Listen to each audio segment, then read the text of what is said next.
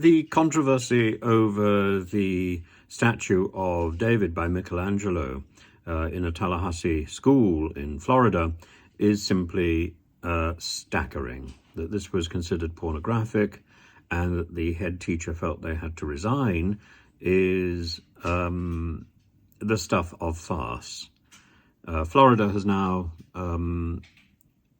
Florence has now invited the school to visit, to see the statue itself, to see the way that the Renaissance developed. If this statue is pornographic, then most of classical antiquity is pornographic, and somebody who takes this iconoclastic view and this puritanical view really should give up trying to teach art history in itself. But we need to be more grown up, we need to be more mature about these things, and we need to recognize that there are many issues in our shared cultural past that maybe we would raise an eyebrow over. I would certainly raise an eyebrow over the private life of Eric Gill, but I wouldn't raise an eyebrow over his sculptures and his contribution to calligraphy and the development of typefaces.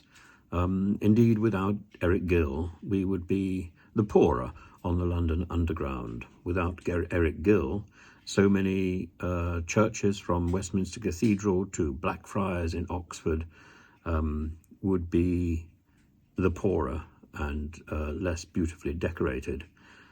We need to chip away at these silly puritanical urges, unless we're going to be heading towards some sort of second iconoclast controversy. And I would resist that as much as I possibly can. Destroying your past is not eradicating it. We need to learn from the past, and there are many places within the past where I think there are definitely issues of concern, but I would have no scruples at all in encouraging people to look at an uncensored version of the Bertolucci film 1900, to look at the wonderful films of Pasolini, the three films Decameron, the Canterbury Tales and Arabian Nights. These are great pieces of art from the 1970s and 1980s, and to ignore them or to censor them is to do an injustice to the development of art that we now enjoy.